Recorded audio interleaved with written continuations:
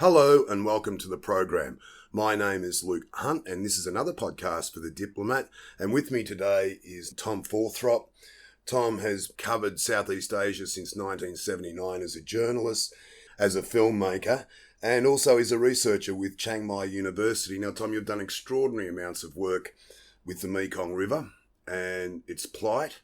We've had droughts and floods, and how is the river stacking up today after everything that has happened over the last 20 years? Well, I think the Mekong River today should be seen, if it was a human being, a patient in a hospital would be in a critical state, an ICU. The amount of damage, which is, of course, with a river, is cumulative. It's not just one dam, it's a collection of dams. We call them a cascade. So first you have the cascade of Chinese dams, which have done massive damage. They block sediment. The amount of sediment reduced to the downstream is massive. And on top of that, since about a decade, 10 years ago, then the first dam project on the lower Mekong, which is our region of Southeast Asia, that was unfurled by the Lao government in connection and a partnership with the Thai energy companies, and in particular a huge construction company which built the Salisbury Dam. And so we now have the damage which is now being inflicted not just by China upstream, but also you've got the Salisbury Dam has been completed in 2009, and part of my most recent research has been all about showing that according to farmers and fishermen, the biggest and worst impacts have actually been felt by the Salisbury Dam, because that's much closer to the border between Thailand and the Mekong is between the two, and Laos on the other side. So the Salisbury Dam is the dam which is breathing down the necks of millions of people in northeastern Thailand who have long depended on fish for their basic diet, for their families, for the communities, in much the same way as people here in Cambodia are hugely dependent. Right. And of course, this is the subject of your latest film, A River Screams for Mercy, Murdering the Mekong. It's a pretty blunt title.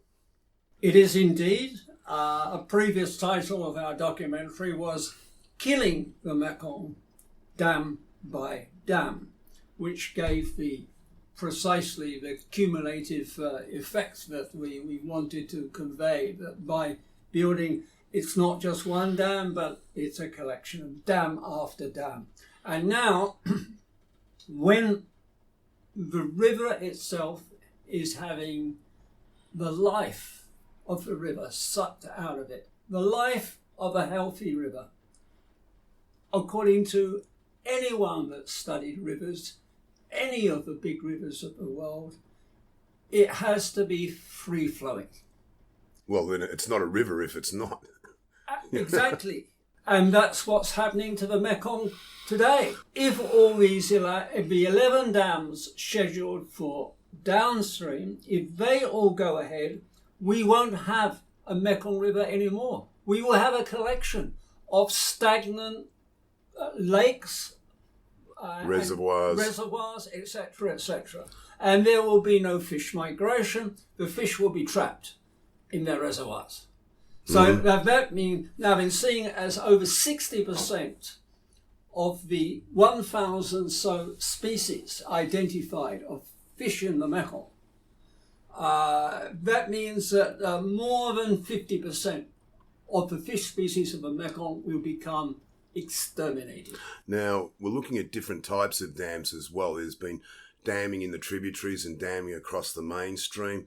I think the Stimson Research Centre has estimated something like 130 dams altogether from top to bottom, and I would assume that would include the tributaries. How many dams are you looking at in your latest film? Where are we with this dam construction? And you were saying earlier before we went on air that there's basically another swag of dams is about to be going to Correct.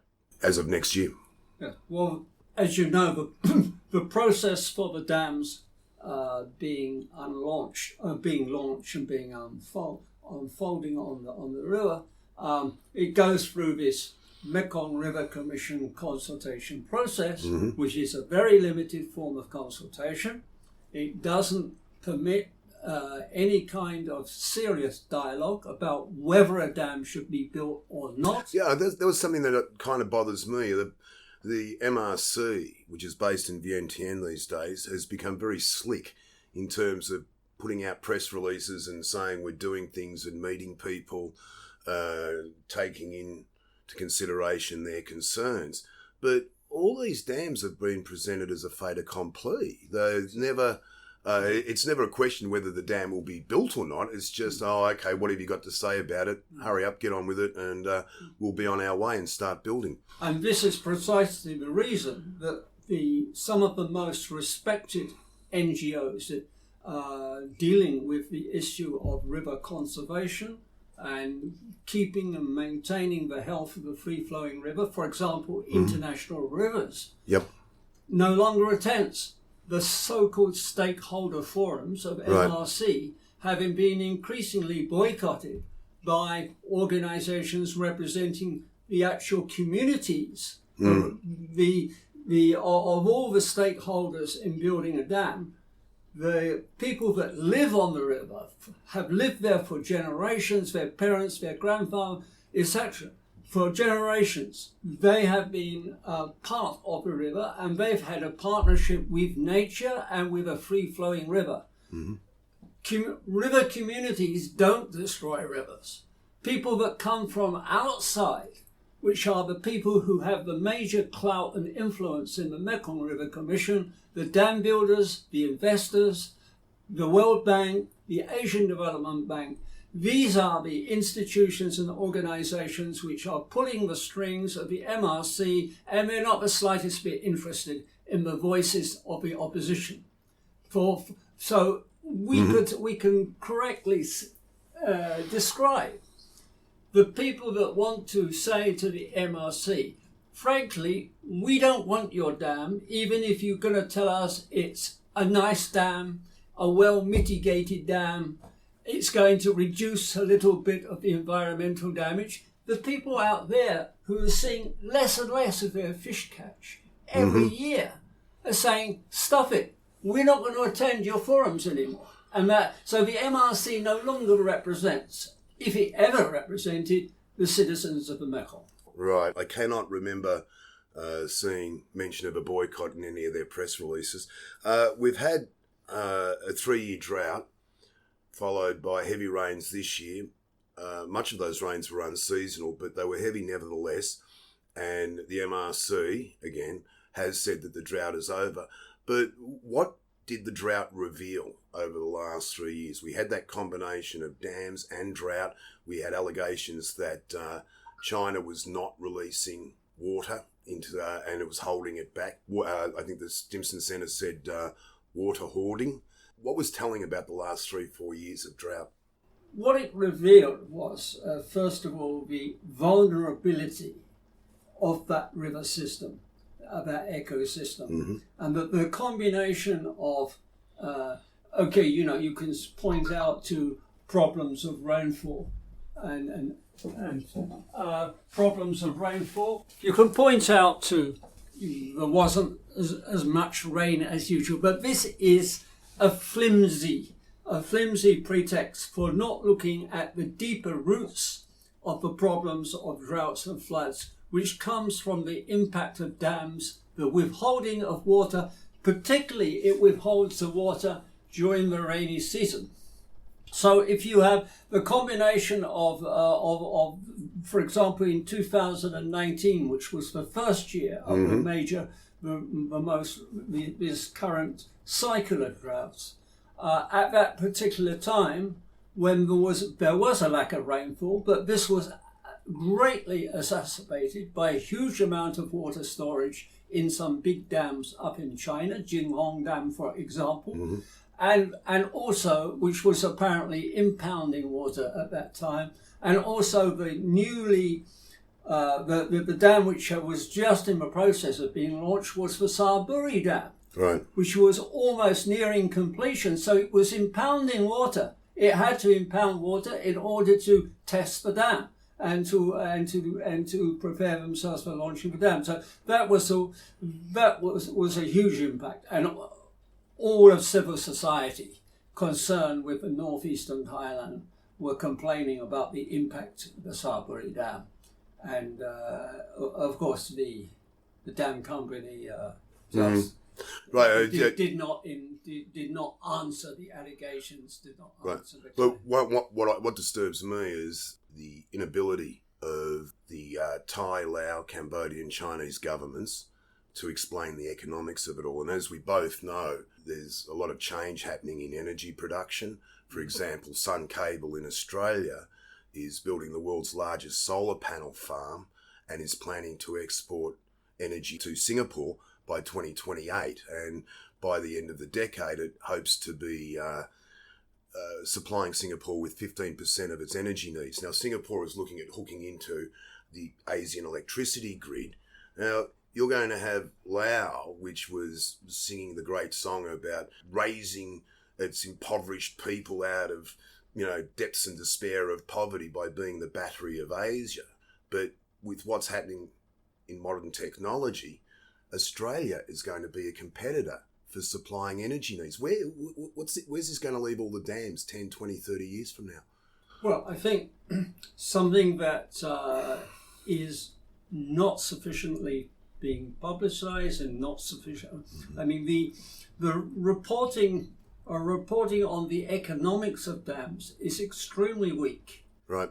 We have the majority of business reports from the region, whether they be Singapore media or Thai media, and even some of the better publications. Very few people are looking at the question of, are these dams economically competitive, economically rational, taking into account escalating risks from extreme weather, which can mean that at any time there could be a new drought on the Mekong, and the more dams being built, that will make it worse. There are issues with earthquakes. Yes. There's issues with glaciers melting. The Mekong depends on Tibetan glaciers. Right. Tibetan glaciers are among the most critically endangered at this present time. And that means that the prospects of these new dams, which might be launched in the next 6 months along the Mekong, and there are 3 dams in particular. This is around Zabri, that cluster of dams? Well, yes, one is Pat Ben, right, which is up the road. Yep. You have Pat Ben would be north of Luang Prabang, and then they also plan to launch a very controversial dam very close to the World Heritage City of Luang Prabang. Right. Yep. And there's another dam also called the Pak Lai Dam. Now, the Luang Prabang Dam will be the largest of all the dams so far, even larger than the Salisbury Dam. Same company, same corporation, same team. And that dam will not be completed before 2030. By 2030, right, if you are in the field of risk analysis, risk analysis, as we know, is primarily often looking at things like terrorism and things which are more we can appear to be quantifiable in some way. But risk analysis should increasingly be looking at the impact of extreme weather and the possibility of interaction with earthquakes, because northern Laos, where all these dams are being built, is a notoriously seismic active earthquake region. They had an earthquake only about three weeks ago, not far from Luang Prabang. It happened to be a small earthquake. Sure, but they get bigger. Exactly. And the point is this: there is nothing within the capacity and resources of earth-resistant dams which can anticipate extreme earthquakes. And they can't say, they can only say the dam should resist an earthquake of up to, say, 6 on the Richter scale. Mm-hmm. But we're getting dams in different places in the world which are 7 and 8. And I talked to a Thai expert on earthquakes, seismologist, one of the best in Thailand, who has investigated the active fault only 8 kilometers outside of Luang Prabang dam site. Yep. And this, I asked him the all-important question, is this a passive or an active fault? An active fault means it could lead to an earthquake quite easily. Okay? And he says, this is definitely an active fault. And for me, it's absolutely amazing that the Mekong River Commission has done their report on the, potential problems with regard to the a possible earthquake or whether this was a serious danger. And their report completely failed to consult any earthquake specialist. They did it all with engineers doing modelling exercises inside laboratories, whereas the earthquake specialist I talked to had taken the trouble to visit this active fault, to take measurements and write a paper and produce a paper, which the Mekong River Commission as in a peer review. Has completely, it's been peer reviewed, but it's been completely ignored by it. It's not cited, it's not mentioned in the Mekong. The problems with the Mekong are many: climate change, fish stocks, rising salinisation coming up from the South China Sea, tributaries out to the South China Sea have been, I know of at least 2 out of 12 that have ceased to exist. The sand dredging, the replenishment of silt, and there are other issues too, such as Thailand buying up all the electricity supplies one can only guess to on sell. But the people who are making the money out of it are the people who are building the dams, and they just get lump sums from banks, and notoriously that money is, they call it 10% all the way down the food chain, where people are simply scamming off the top. 10%, 10%, 10% all the way through. Is that going to change? No, it's not going to change. It's, because this is what propels the current choice of hydropower by various corrupt governments around the world. No matter how risky dams are, no matter how much they now become a potentially obsolete investment, because if there's not enough water in the next 5 or 10 years, these dams will be built, they will do the damage to the ecosystem, and then because of all the problems of lack of water, the dams may never function. They will be obsolete before they are completed, which means that if that is a serious risk probability, people should be analysing that now, and people should be saying, what's the point of building new dams when we could get all the energy we need for Cambodia and for Laos from solar power, from wind power? That makes a lot of sense, but if you have contracts with governments, dams are marvellous. They cost $3 billion. It's one project in one spot. It's $3 billion. It's a hell of a big whack for one enormous amount of money. Actually, dams are a very good symbol of 2 things that they represent in the world order we live in at the present time, a world order which incidentally appears to be collapsing in many forms. Dams have always been an ego thing for many rulers.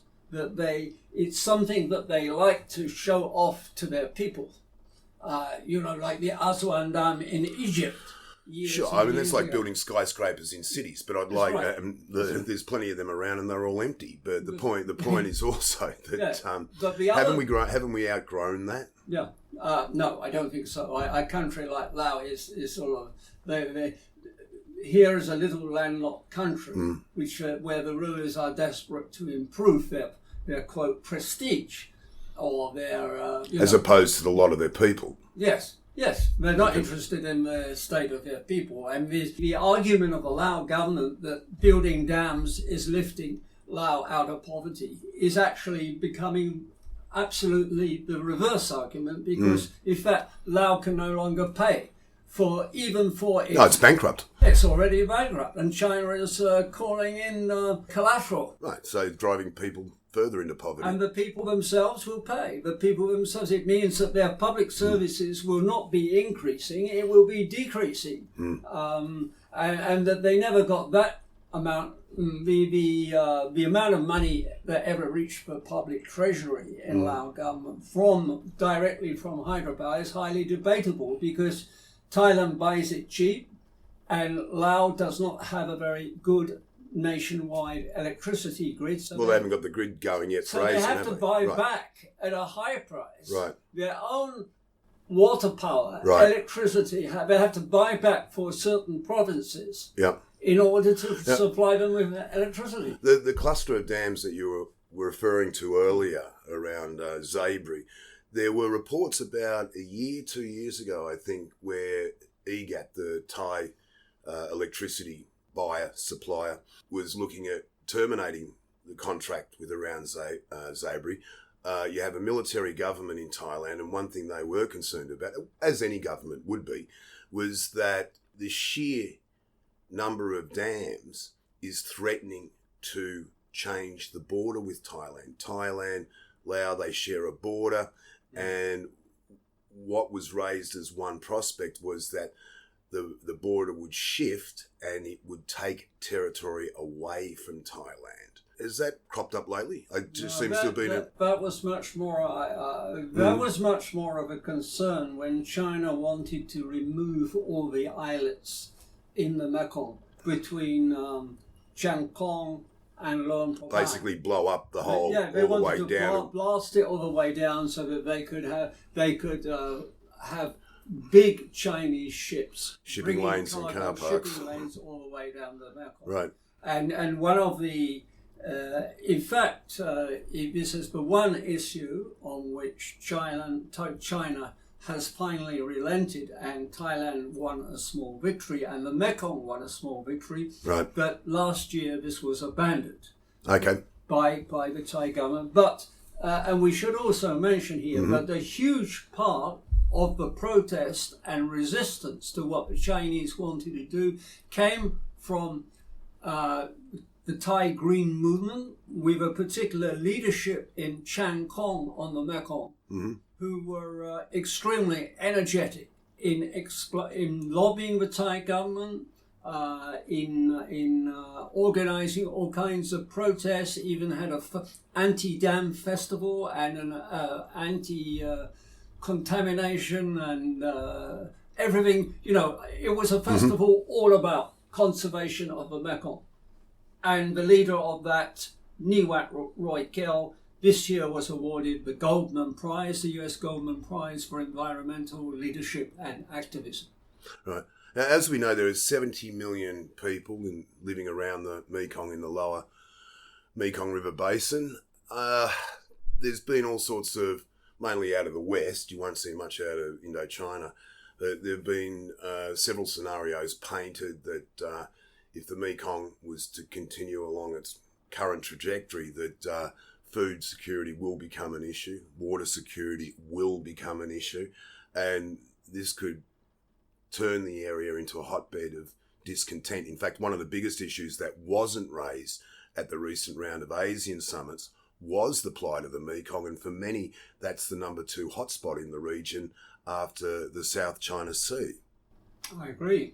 And I think it's quite scandalous that the food security was not on the agenda, because if the current projections are correct, according to leading environmentalists from Vietnam, from Cantor University, and a wetland specialist, in interviews with me, which I have published widely, and also in my documentary A River Screams, he talks precisely about if all these dams get built on the lower Mekong, Vietnam will cease to be a rice exporter. He says probably will be enough rice just to feed its own people, but there won't be enough rice to export.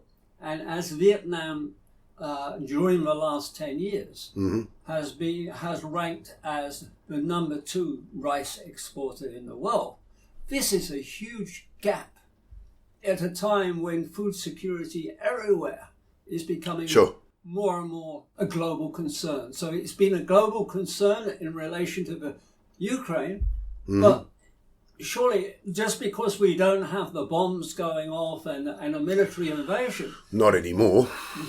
Yes. Yeah, but yes. Vietnam War is over. But the problem of food security is just as real in the Mekong.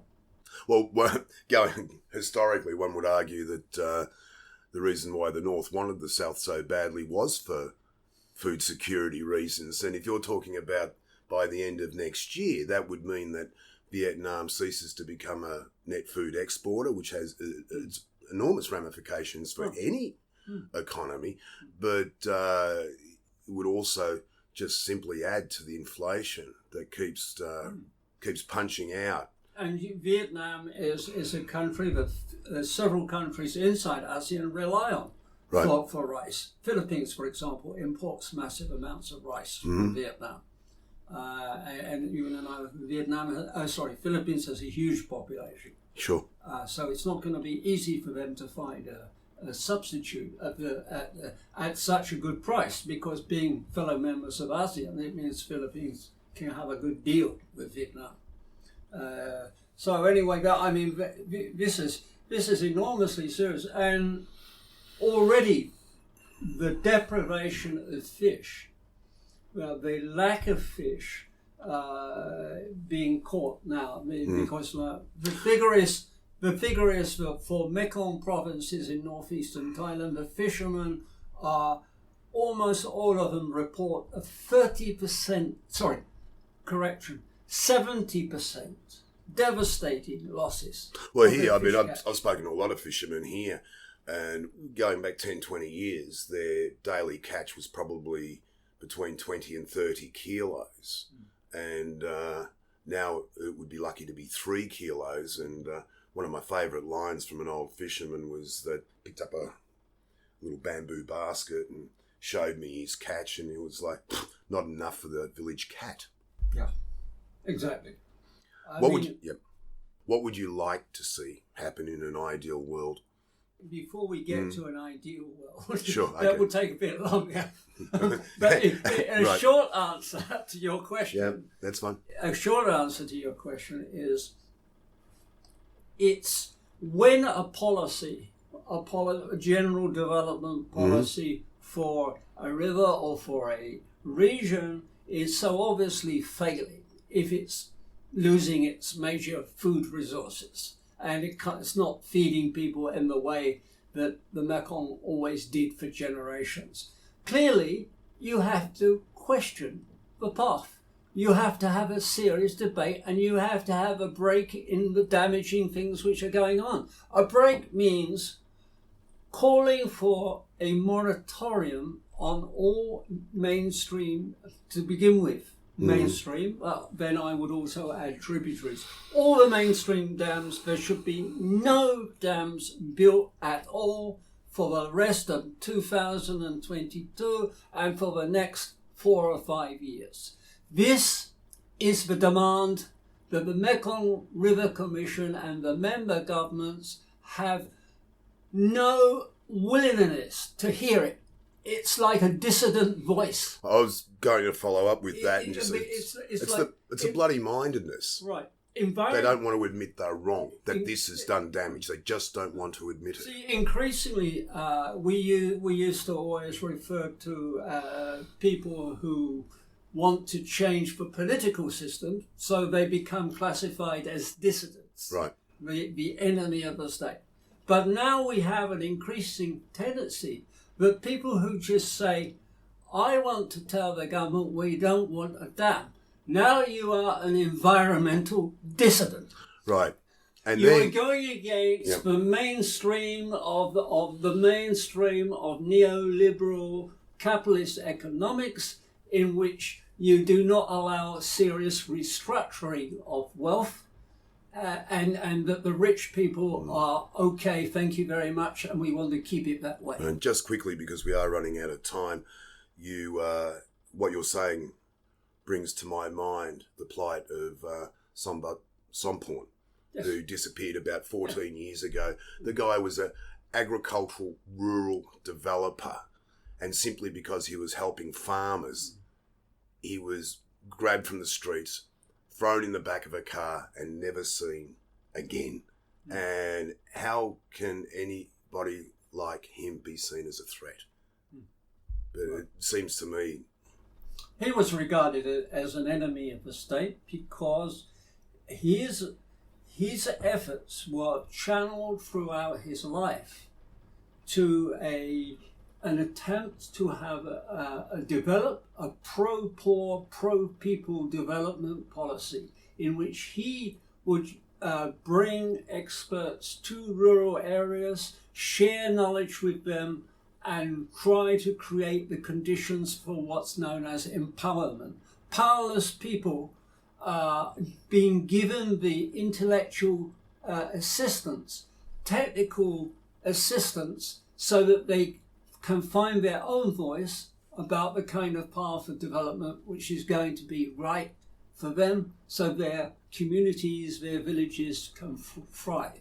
So it's a putting people first development policy. right. Many governments see that as a threat. This is even Western democratic governments, they don't see that as essential for democracy at all, because democracy they would prefer to channel through elites, through business, through technocrats and things like that. So it's a challenge to traditional forms of democracy, and it's called grassroots democracy and village democracy and building democracy from the roots up, and which is acceptable in many countries, but is increasingly where you have, like in ASEAN, so many authoritarian regimes and so many military regimes, you're seen as a threat, and you will see a increasing death toll of environmental activists